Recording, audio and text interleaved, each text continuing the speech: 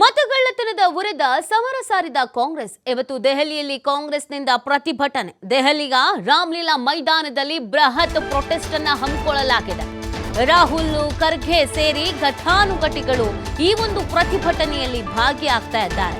ಪ್ರಮುಖವಾಗಿ ಕಾಂಗ್ರೆಸ್ ವೋಟ್ ಚೋರಿ ಅನ್ನುವಂತ ಅಭಿಯಾನವನ್ನ ಶುರು ಮಾಡಿ ಬಹಳ ತಿಂಗಳಾಯಿತು. ಆದ್ರೆ ಇದೀಗ ಈ ಒಂದು ಅಭಿಯಾನ ಇನ್ನೊಂದು ಹಂತಕ್ಕೆ ತೆಗೆದುಕೊಂಡು ಹೋಗ್ತಾ ಇದ್ದಾರೆ.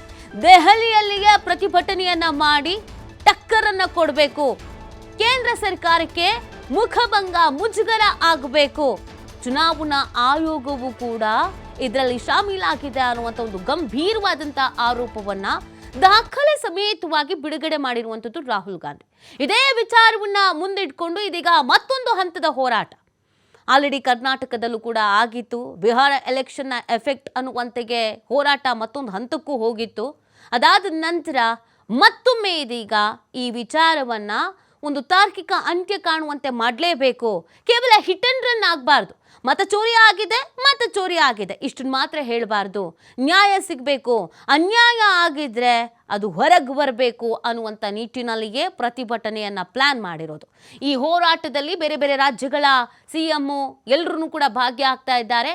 ಅದರಂತೆಯೇ ನಮ್ಮ ರಾಜ್ಯದ CM ಮತ್ತು DCM ಹಾಗೆಯೇ ಕೆಲವು ಸಚಿವರುಗಳು, ಕೆಲವು ಶಾಸಕರುಗಳು, MLCಗಳು ಇವರೆಲ್ಲರೂ ಕೂಡ ದೆಹಲಿ ಪ್ರಯಾಣವನ್ನು ಕೆಲವರು ಮಾಡಾಗಿದೆ, ಇನ್ನು ಕೆಲವರು ಇವತ್ತು ಬೆಳಗ್ಗೆ ಮಾಡ್ತಾ ಇದ್ದಾರೆ. ಮತ್ತು ಎಲ್ಲ ರಾಜ್ಯದಿಂದಲೂ ಕೂಡ ಕಾಂಗ್ರೆಸ್ನ ಕಾರ್ಯಕರ್ತರು ಸಾವಿರಾರು ಸಂಖ್ಯೆಯಲ್ಲಿ ದೆಹಲಿಗೆ ತೆರಳಿರುವಂಥದ್ದು. ಸೊ ಈ ಮುಖಾಂತರವಾಗಿ ಈ ಒಂದು ಹೋರಾಟವನ್ನು ಮತ್ತೊಂದು ಹಂತಕ್ಕೆ ತೆಗೆದುಕೊಂಡು ಹೋಗುವಂಥ ನಿಟ್ಟಿನಲ್ಲಿ ರಾಹುಲ್ ಗಾಂಧಿಯವರು ಪ್ರಯತ್ನವನ್ನು ಪಡ್ತಾ ಇದ್ದಾರೆ. ನೋಡಿ, ವೋಟ್ ಅನ್ನುವಂಥದ್ದು ಪ್ರತಿಯೊಬ್ಬರ ಹಕ್ಕು. ನಮ್ಮ ಭಾರತ ಪ್ರಜಾಪ್ರಭುತ್ವ ಮತ್ತು ನಮ್ಮಲ್ಲಿ ಒಬ್ಬೊಬ್ಬರ ವೋಟಿಗೂ ಒಂದೊಂದು ಮಹತ್ವ ಇದೆ, ಶಕ್ತಿ ಇದೆ. ಅಂಥ ವೋಟೇ ಕಳ್ಳತನ ಆಗಿದೆ. ಹಾಗಿದ್ರೆ ನಾವು ವೋಟ್ ಮಾಡ್ತಾ ಇರೋದು ಜೆನ್ಯೂನ್ ಆಗಿ ಇಲ್ವಾ? ನಾವು ಅಂದ್ಕೊಂಡಿರೋದೇ ತಪ್ಪಾ?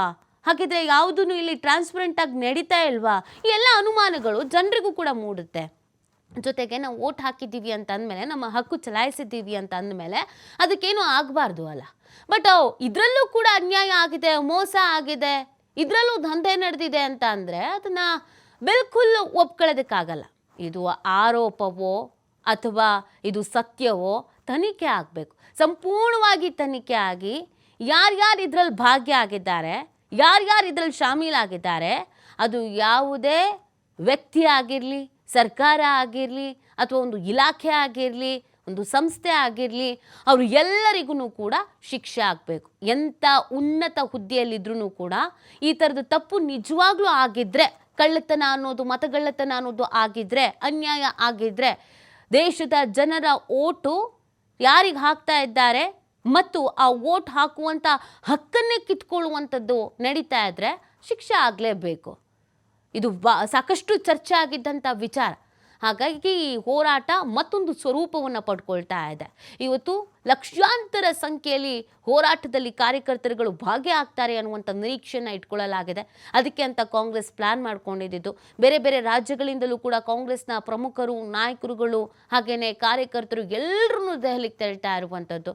ನಮ್ಮ ರಾಜ್ಯದಿಂದಲೂ ಕೂಡ, ಕರ್ನಾಟಕದಿಂದಲೂ ಕೂಡ ಶಾಸಕರುಗಳು, ಸಚಿವರುಗಳು, MLC ಕಾರ್ಯಕರ್ತರು ಆಲ್ರೆಡಿ ಕೆಲವರು ಹೋಗಿದ್ದಾರೆ. ಇನ್ನು ಕೆಲವರು ಇವತ್ತು ಬೆಳಗ್ಗೆ ಹೋಗ್ತಾ ಇದ್ದಾರೆ. ನೆನ್ನೆ DCM ಮಾತಾಡ್ತಾ ಹೇಳ್ತಾ ಇದ್ರು, ಕೆಲವರಿಗೆ ನಾವು ವ್ಯವಸ್ಥೆ ಮಾಡಿ ಕಳಿಸಿದ್ದೀವಿ, ಇನ್ನು ಕೆಲವರು ಅವರವರಾಗೆ ಓನ್ ಆಗಿ ಹೋಗ್ತಾ ಇದ್ದಾರೆ ಅಂತ.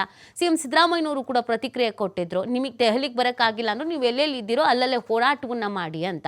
ಯಾವಾಗ್ಲೂ ಯಾವುದೇ ಪ್ರಕರಣಗಳಾಗಿರಲಿ, ಯಾವುದೇ ಸರ್ಕಾರಗಳಾಗಿರಲಿ ಅಥವಾ ವಿಪಕ್ಷಗಳಾಗಿರಲಿ ಅಥವಾ ಯಾರೇ ಆಗಿರಲಿ, ಒಂದು ಗಂಭೀರವಾದಂಥ ಆರೋಪವನ್ನು ಮಾಡ್ತಾರೆ ಅಂತಂದರೆ ಆ ಆರೋಪ ತಾರ್ಕಿಕ ಅಂತ್ಯದವರೆಗೂ ಹೋಗಬೇಕು. ಅಂದರೆ ತನಿಖೆ ಆಗಬೇಕು. ಸತ್ಯನೋ ಸುಳ್ಳೋ, ಇದರಲ್ಲಿ ನಿಜವಾಗ್ಲೂ ಏನಾದರೂ ಗೋಲ್ಮಾಲ್ ನಡೆದಿದೆಯೋ ನಡೆದಿಲ್ವೋ ಎಲ್ಲವೂ ಕ್ಲೀನ್ ಆ್ಯಂಡ್ ಕ್ಲಿಯರ್ ಆಗಬೇಕು. ಅನುಮಾನ ಅನ್ನೋದು ಉಟ್ಕೊಳ್ಬಾರ್ದು ಅಥವಾ ಹಿಟ್ ಅಂಡ್ ರನ್ ಆಗಬಾರ್ದು. ಏನೋ ಒಂದು ಆರೋಪ ಮಾಡಿದ್ರು ಬಿಟ್ಬಿಟ್ರು, ಅದಕ್ಕೆ ಸಂಬಂಧಪಟ್ಟಂತೆ ದಾಖಲೆಗಳಿಲ್ಲ, ಅದಕ್ಕೆ ಸಂಬಂಧಪಟ್ಟಂತೆ ತನಿಖೆಗಳಾಗಲ್ಲ, ತಾರ್ಕಿಕ ಅಂತ್ಯ ಅನ್ನೋದಾಗಲ್ಲ, ಅದಾಗಬಾರ್ದು. ಯಾವಾಗ್ಲೂ ಅದು BJP ಆಗಿರಲಿ, JDS ಆಗಿರಲಿ, ಕಾಂಗ್ರೆಸ್ನವರಾಗಿರಲಿ ಹಿಟ್ ಆ್ಯಂಡ್ ರನ್ ಮಾಡಬಾರ್ದು. ಆ ಹಗರಣ ನಡೆದಿದೆ ಅಂತ ಹೇಳಿ ಬಿಟ್ಟಬಾರ್ದು. ಅದಕ್ಕೆ ಸಂಬಂಧಪಟ್ಟಂತೆ ದಾಖಲೆಗಳನ್ನು ಕೂಡ ಬಿಡುಗಡೆ ಮಾಡಬೇಕು, ತನಿಖೆಯೂ ಆಗಬೇಕು.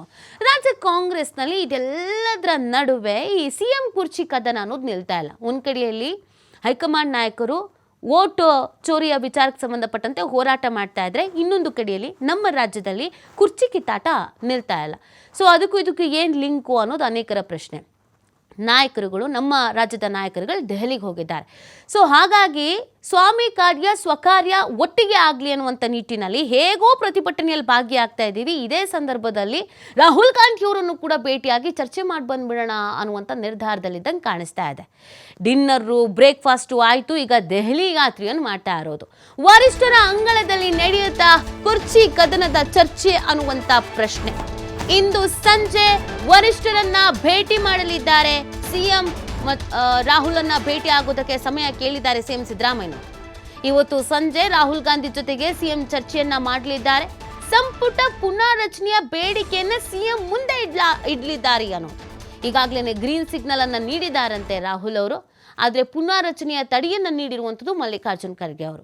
ಇದೀಗ ಮತ್ತೊಮ್ಮೆ ಪುನಾರಚನೆಯ ಬೇಡಿಕೆಯನ್ನೇ ಸಿಎಂ ಮುಂದಿಡಲಿದ್ದಾರೆ ಅನ್ನೋದನ್ನು ಹೇಳಲಾಗ್ತಾ ಇದೆ. ಹೇಗಿದ್ರು ದೆಹಲಿಗೆ ತೆರಳಿದ್ದಾರೆ ಹೋರಾಟದ ವಿಚಾರವಾಗಿ. ಇದೇ ಸಂದರ್ಭದಲ್ಲಿ ಇವತ್ತು ಸಂಜೆ ನಿಮ್ಮ ಹತ್ರ ಮಾತಾಡೋದಕ್ಕಿದೆ, ಸಮಯ ಬೇಕು ಅಂತ ರಾಹುಲ್ ಗಾಂಧಿ ಅವರನ್ನು ಕೇಳಿದಾರಂತೆ. ರಾಹುಲ್ ಗಾಂಧಿ ಅವರು ಒಪ್ಕೊಂಡಿದ್ದಾರೆ, ಸಮಯ ನಿಗದಿ ಆಗಿದೆಯಾ, ಮಾಹಿತಿ ಸಿಗಬೇಕಾಗಿದೆ, ಅವರೇನೋ ಬೇರೆ ಕಡೆ ಪ್ರವಾಸಕ್ಕೂ ಕೂಡ ಹೊರಟಿದ್ದಾರೆ ಅಂತ ಹೇಳ್ತಾ ಇದ್ರು. ಒಂದು ವೇಳೆ ಸಮಯ ನಿಗದಿಯಾಗಿ ಮಾತಾಡೋದಕ್ಕೆ ಅವಕಾಶ ಸಿಕ್ತು ಅಂತಂದರೆ ಈ ಸಂದರ್ಭದಲ್ಲಿ ಸಿಎಂ ಸಿದ್ದರಾಮಯ್ಯನವರು ಸಂಪುಟ ಪುನಾರಚನೆಯ ವಿಚಾರವನ್ನು ಮತ್ತೊಮ್ಮೆ ಮುಂದಿಡ್ತಾರೆ ರಾಹುಲ್ ಗಾಂಧಿ ಅವರ ಮುಂದೆ ಅಂತ. ಈಗ ಆಲ್ರೆಡಿ ರಾಹುಲ್ ಗಾಂಧಿ ಅವರ ಮುಂದೆ ಪ್ರಸ್ತಾಪಿಸಿದ್ರು. ಅದಕ್ಕೆ ರಾಹುಲ್ ಗಾಂಧಿ ಅವರು ಓಕೆ ಅಂದಿದ್ರಂತೆ, ಮಲ್ಲಿಕಾರ್ಜುನ್ ಖರ್ಗೆ ಅವ್ರ ಜೊತೆಗೆ ಮಾತಾಡಿ ಅಂದಿದ್ರಂತೆ. ಬಟ್ ಮಲ್ಲಿಕಾರ್ಜುನ ಖರ್ಗೆ ಅವರು ಬಿಲ್ಕುಲ್ ಒಪ್ಕೊಂಡಿಲ್ಲ. ಸದ್ಯಕ್ಕೆ ಸಚಿವ ಸಂಪುಟ ಪುನಾರಚನೆ ವಿಚಾರಕ್ಕೆ ಎಐಸಿಸಿ ಅಧ್ಯಕ್ಷ ಮಲ್ಲಿಕಾರ್ಜುನ ಖರ್ಗೆ ಅವರು ಮನಸ್ಸು ಮಾಡ್ತಾ ಇಲ್ಲ. ಅವ್ರ ಲೆಕ್ಕಾಚಾರ ಏನಿದೆ ಅನ್ನೋದು ಗೊತ್ತಿಲ್ಲ. ಸದ್ಯಕ್ಕೆ ಬೇಡ ಅಂತಾನೋ, ಎಲ್ಲ ಆರಾಮಾಗಿ ಸ್ಮೂತಾಗಿ ಹೋಗ್ತಾ ಇದೆ ಬೇಡ ಅಂತಾನೋ, ಅಥವಾ ಸಂಪುಟ ಪುನಾರಚನೆ ಆಯಿತು ಅಂತಂದರೆ ಸಿಎಂ ಬದಲಾವಣೆ ಇಲ್ಲವೇ ಇಲ್ಲ ಅನ್ನೋದನ್ನು ಹೇಳ್ತಾ ಇದ್ರು. ಈ ಕಾರಣಕ್ಕಾಗೋ ಗೊತ್ತಿಲ್ಲ. ಡಿ.ಸಿ.ಎಂ ಡಿ.ಕೆ ಶಿವಕುಮಾರ್ ಅವರು ಕೂಡ ರಾಹುಲ್ ಗಾಂಧಿ ಅವರನ್ನು ಭೇಟಿಯಾಗಿ ಮಾತಾಡ್ಬೋದು ಅಂತ ಹೇಳಲಾಗ್ತಾಯಿತ್ತು. ಬಟ್ ಅವರು ಹೋಗೋದೇ ರಾತ್ರಿ ಆಗುತ್ತೆ, ಅದಲ್ಲದೆ ಈ ಇಡಿ ಕೇಸ್ ಬೇರೆ ಇದೆಯಲ್ಲ, ನಾನು ಆ ಡಾಕ್ಯುಮೆಂಟ್ಸ್ ಎಲ್ಲ ತೆಗೆದುಕೊಂಡು ಹೋಗಬೇಕು, ನನಗೆ ಅದಕ್ಕೆ ಸಂಬಂಧಪಟ್ಟಂತೆ ಕೆಲಸ ಇದೆ ಅಂತ ಹೇಳಿದರು. ಬಟ್ ಸಿದ್ದರಾಮಯ್ಯನವರು ಅಂತೂ ಕಾತುರದಿಂದ ಕಾಯ್ತಾ ಇದ್ದಾರೆ.